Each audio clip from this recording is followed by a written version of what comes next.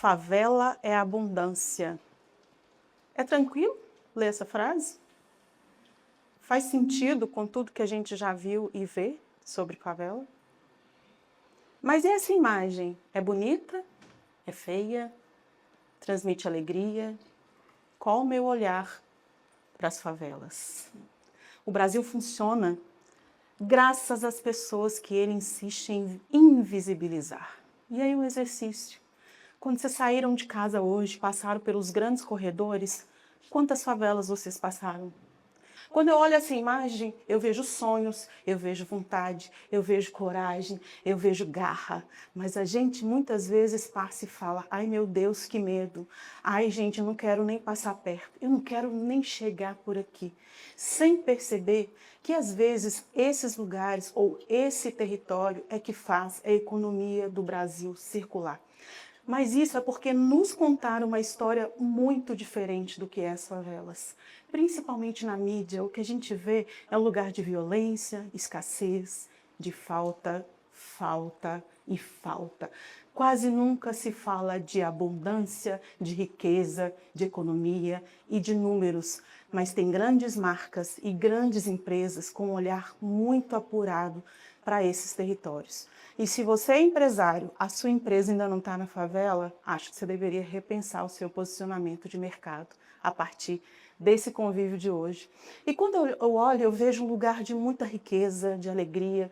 Às vezes a gente passa em algum corredor da favela, você não sabe se é briga ou se é festa, porque está todo mundo conversando e falando alto e se divertindo.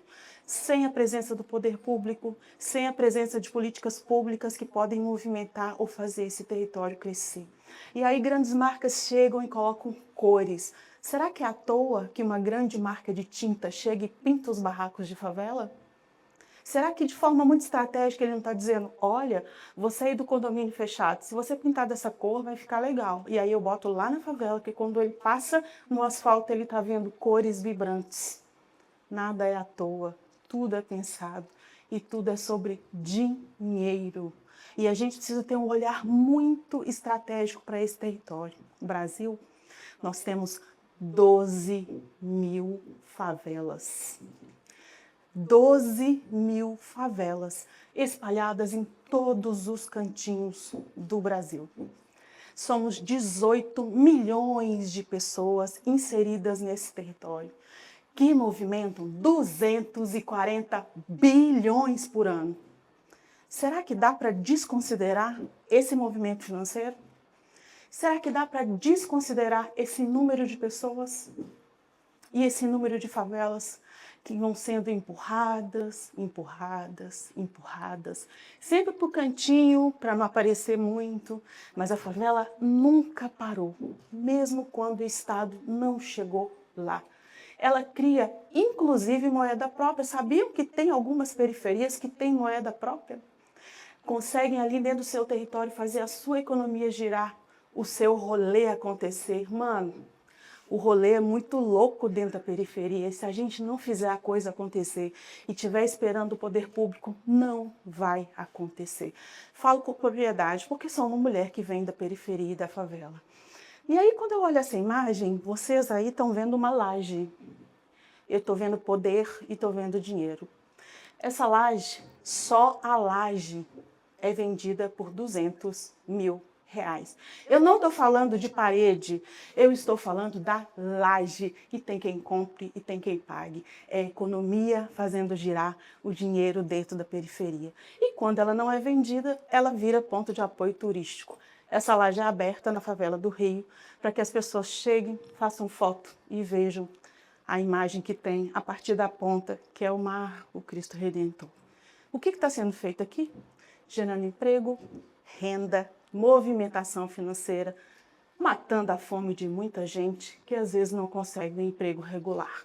A favela é mestre em fazer negócio e é empreendedora nata. E o Brasil para sem as favelas. Ai, gente, mas é muito radical falar que o Brasil para sem as favelas.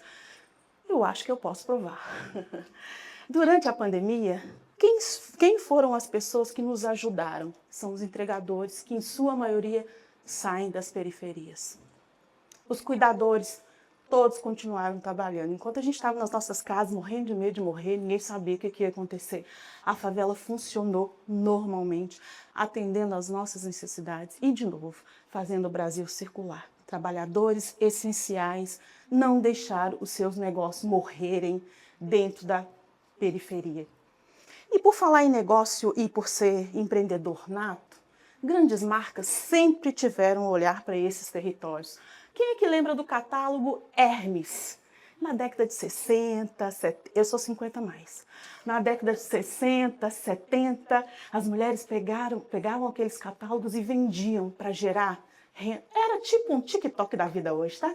Para gerar renda e dinheiro para dentro das famílias.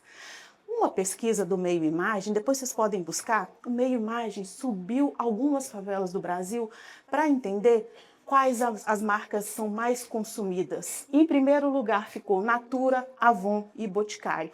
Mas não é à toa não, gente. Estrategicamente, essas marcas têm seus representantes, que são as mulheres donas de casa, que com a sua revistinha embaixo do braço, vai e vende, transforma em negócio, renda, e mata a fome dos seus filhos. E às vezes saem de um ciclo de violência porque vende Avon e Natura.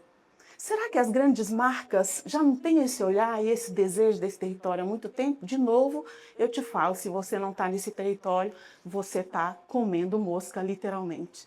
E quando chega lá, não existe um marketing estratégico dessas mulheres. Não tem branding, né? A gente não usa muito termo americanizado. Na favela a gente faz o boca a boca e o porta a porta. E funciona muito bem, e vende, e gera renda, e o sustento é real, chega na mão e nas mãos das pessoas. Mas tudo muda quando a gente tem um olhar diferente. Gente, essa cena, ela é maravilhosa. São as mulheres felizes com as suas sacolinhas. Quem nunca, hein? No sábado à noite. Gente, eu tô indo no aniversário. Fulano, você tem alguma coisa na Natura do Avon? Tem, pode vir pegar. Você resolveu o seu problema. Mas para ela é dinheiro, é renda e é negócio.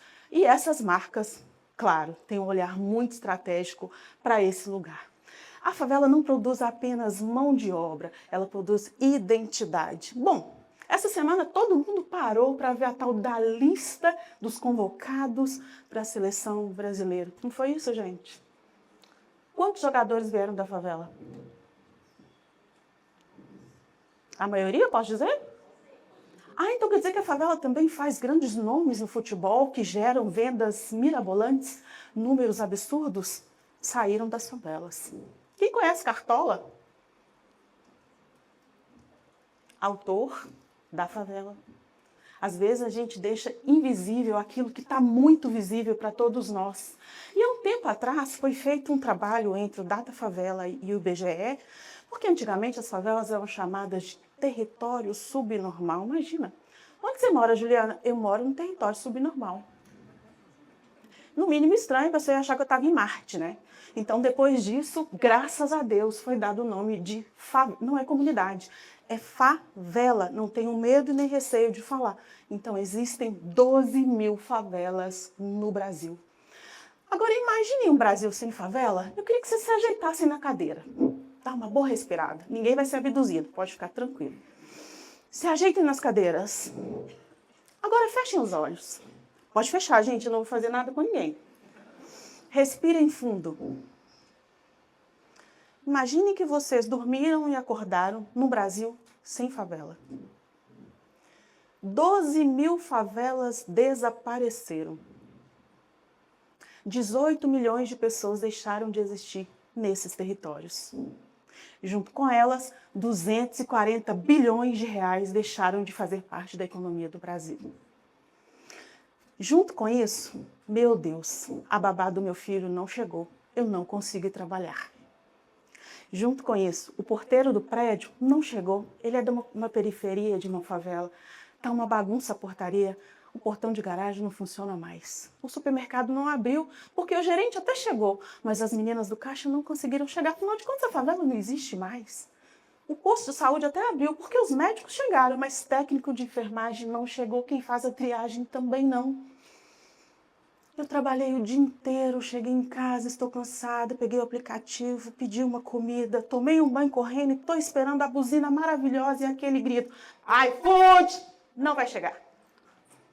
Os entregadores vieram e vêm das favelas e das periferias. Se as favelas deixarem de existir, obrigada, meu Deus, ou ai que desespero. Será que a diferença que nos move está no lugar de enxergar e entender os territórios de favela como parte da nossa vida?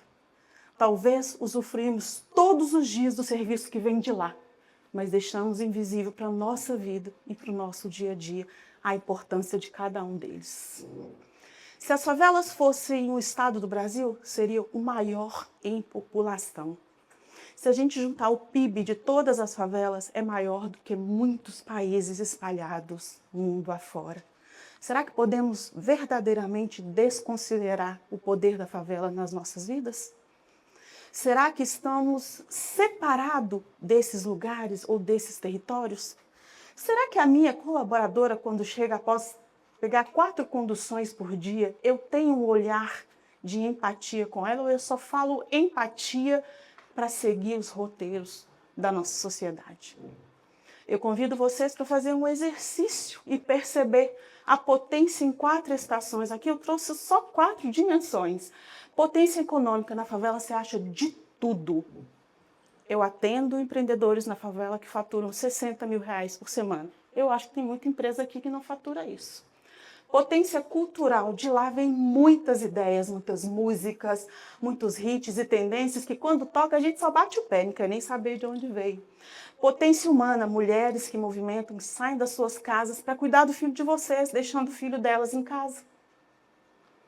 E a potência criativa da arte, da música também, e também dos jogadores de futebol que fazem tendência na nossa vida e nos faz sentar à frente da televisão para assistir um bom jogo.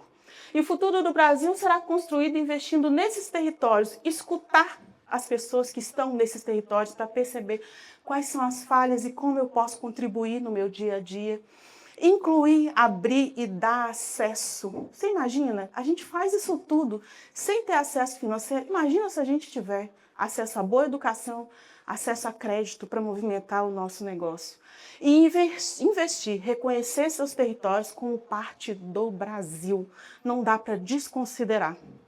E trazendo uma nova reflexão, a favela nunca foi margem, sempre foi centro. E o Brasil perde enquanto não enxerga esses lugares. Então é muito fácil a gente chegar no Rio de Janeiro e numa favela maravilhosa e não pensar em nenhum momento nas pessoas que estão ali buscando dinheiro e buscando renda. Gente, eu sei que é muito difícil quando a gente vê e se depara com a violência, mas é preciso desmistificar e tirar esse olhar para esse quadro somente de violência e de escassez.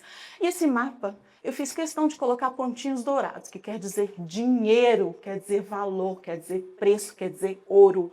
Porque a gente precisa de falar de dinheiro e da potência que tem nesses territórios. Cada pontinho dourado é uma favela. A gente poderia colocar pontinho preto, pontinho de todas as cores, mas eu escolhi o dourado principalmente para remeter à riqueza, porque o Brasil que o Brasil não vê tem 12 mil favelas. E a diferença que me move, estando aqui nesse palco, vindo de uma periferia, de uma favela, é dizer para vocês que dentro dessa diferença existe uma palavra chamada oportunidade. Muito obrigada.